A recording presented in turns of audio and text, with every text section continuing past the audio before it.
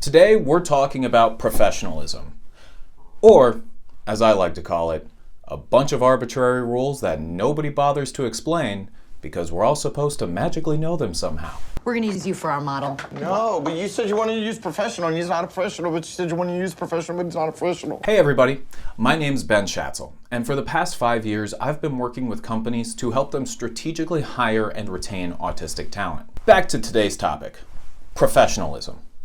When you hear the word, a picture probably comes to your mind. Maybe something like this. Ah, yes, Don Draper, the textbook epitome of 1960s professionalism. Back when tattoos and piercings were considered unprofessional, but drinking on the job and harassing your coworkers was A-OK. But we aren't living in the 1960s anymore, and professionalism has changed a lot over time. So let's talk about it. Hey, what up, Cynthia? First of all, what even is professionalism? Great question. Thanks for asking.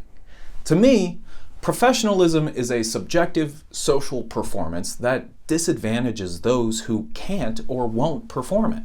So basically, it's a made-up thing. It's not real, but we have to pretend like it is. So in a way, I guess that it is real, but it's also not. Does that make sense? Perfect. You're doing great so far. Professionalism can drastically change based off a workplace culture, managerial style, and geographical location. What's considered professional in a restaurant in Tuscaloosa, Alabama, probably isn't the same as a hospital in Pasadena, California. Professionalism is inherently subjective. It's not black and white at all. So, I've done my best to pinpoint the 5 most ambiguous, abstract, and absurd elements of professionalism. Let's dive in. First up, professional appearance. If you work in an office, professional attire might include slacks and a buttoned shirt, or perhaps a full suit, or maybe just jeans and a t-shirt. Who knows? And some employers might frown upon employees having excessive tattoos or piercings. But what defines excessive? It's all totally subjective. But appearance isn't just about personal appearance. It's also about social appearance or attitude. Employees are typically expected to have a positive attitude at work, unless maybe they work at Wiener Circle here in Chicago. If you know, you know. What you want? Now let's face it, a professional attitude is masking, and that can be incredibly challenging and stressful for people. As humans, we infer somebody's attitude based off their body language, but not everybody is able to communicate with body language. Not everybody is charismatic or great with eye contact or has a dynamic vocal cadence.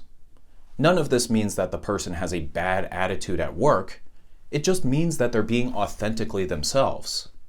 And that's why it's ridiculous to enforce guidelines on somebody's attitude.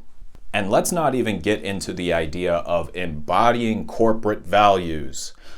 What does that even mean? Are we just supposed to check our personalities at the door and transform into an empty corporate platitude?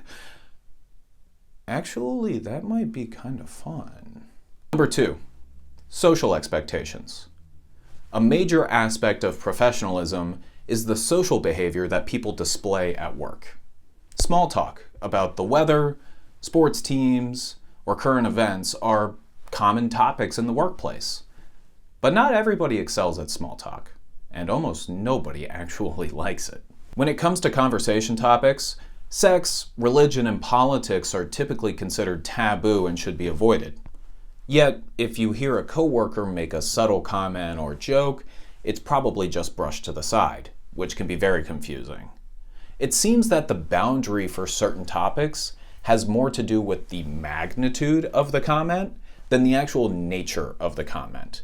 For example, it's okay to say, "Oh my God," in the workplace, but your employer probably wouldn't appreciate it if you gave a full-blown sermon. Okay, I'm being a little hyperbolic, But trying to figure out what you are and are not allowed to talk about in the workplace is a real guessing game and is very confusing. Not to mention, it's usually not consistently reinforced. No, God! No, God, please, no! No! No! No! Next, we have optics. Demonstrating professionalism usually involves looking professional, which sounds redundant and maybe even obvious, but what exactly does that mean? Well, it's considered unprofessional to take too many breaks, but it may not be considered unprofessional to escape work in other ways.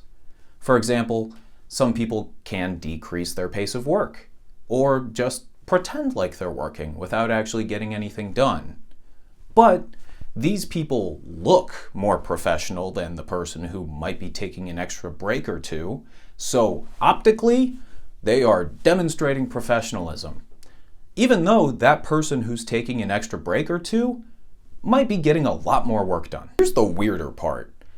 Optics aren't just about appearing on task, because it might also be bad optics to overwork.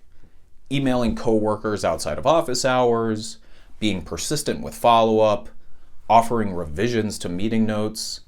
These are things that may or may not be considered unprofessional. So it's not okay to take extra breaks, and it's not okay to overwork, so you just have to find that exact sweet spot of productivity and be consistent, like a robot. How much productivity is in that sweet spot, you might ask?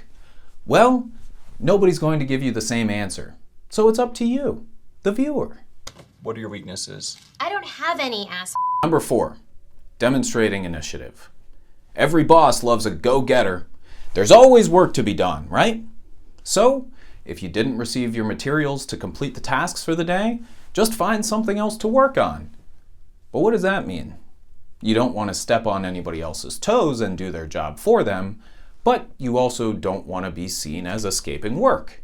So, just demonstrate initiative. Initiative requires social inferencing skills. It requires the employee to take cues off of the environment, other coworkers, and team priorities to figure out what they can be working on. But social inferencing is a skill, and it's not a skill that everybody possesses. If the boss wants the employees to attend to certain tasks, then it would be best to create a priority list of both primary and backup tasks so that everybody knows what they can be working on, even if there's disruptions. But that's not exactly taking initiative, is it? It's just like good managerial practice.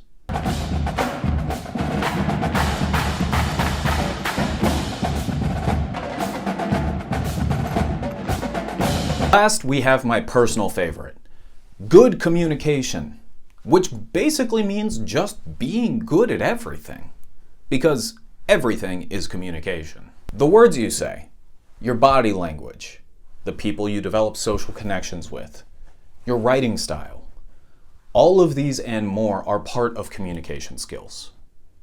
The workplace is a social environment where we work together with a team to complete a shared goal and get paid. But strong communication skills are totally dependent on the job and the workplace. Ever seen a surgeon talking in a medical drama? Scalpel, transfuser, monkey wrench. Is that good communication? Well, it's efficient and it serves the mission, so it should be good communication, right? But that kind of communication skill probably wouldn't be considered good for, say, an educator. Algebra, long division, integers. It doesn't quite work, does it? Since every workplace is unique and every team dynamic is unique, that means that strong communication skills will look totally different depending on the environment. And that doesn't even account for the fact that every manager will have their own preferences. Some managers might want you to consolidate all of your questions into one weekly meeting. Some might want you to ask questions as they come up, or take them to a different team member. Some managers might invite your feedback on how to improve process, and some managers may not take kindly to constructive criticism. continuous improvement. There's a lot of guesswork involved in understanding the social environment and how to communicate strongly, which can be very confusing for everybody, and especially confusing for people who may not have the best communication skills to begin with. Because at its core, professionalism is just forcing people to waste mental energy trying to decode social norms instead of doing what they were actually hired to do. What's one confusing professional rule that you've experienced? Is there a way to recreate professionalism so that it works for everybody? Or should we just burn the whole thing to the ground? What's something about professionalism that really grinds your gears? Let's talk about it in the comments. I'm sure there's plenty I missed. Who knows? Maybe there's enough for another video. Thank you so much for watching until the end of the video. Please hit subscribe as well as the bell for notifications. It really helps out the channel. This has been Spectrum Network. See you next time.